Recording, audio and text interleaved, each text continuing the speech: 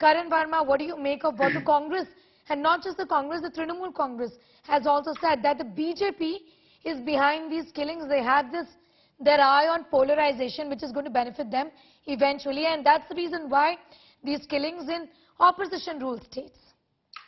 Look, Sneha, this is a tense moment in the course of our nation, but it can also be a wake-up call for each one of us.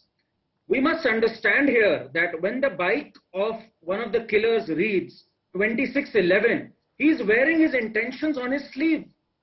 But then, where have they ever hidden their intentions? They shouted from rooftops. Many of us were sleeping, but they meant every word of it.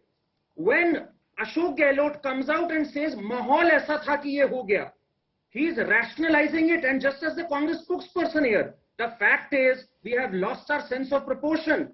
Just because there was an alleged hate speech, it's so convenient to blame everything on Nupur. What was the ideology that cost Father Joseph his hand back in 2011?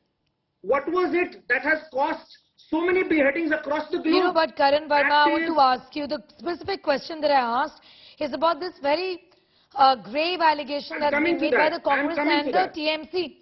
Well, they say that there is a pattern. Look at this.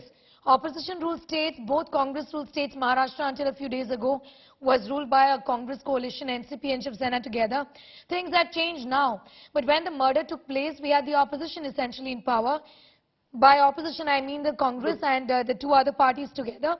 And in Rajasthan, which is the Congress ruled state, what does the BJP have to say about Gulab Chand Kataria's connections with those who are behind the murder in Udaipur, the chilling beheading in Udaipur?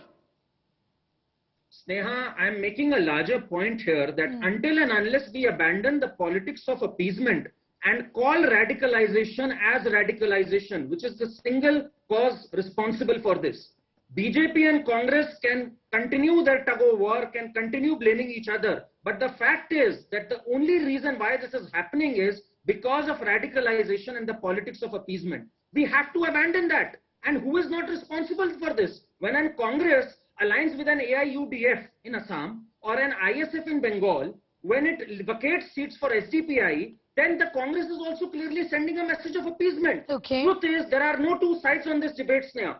There is only one side, and that one side is saving the soul of this country. It is not just Kanhaiya Lal ji who was stabbed. It is the soul of this country which was stabbed, and we have a responsibility on our hands to preserve the soul of our country from politicians who want to use it for appeasement and vote bank. It's time for us to wake up and shun this vote bank politics for good.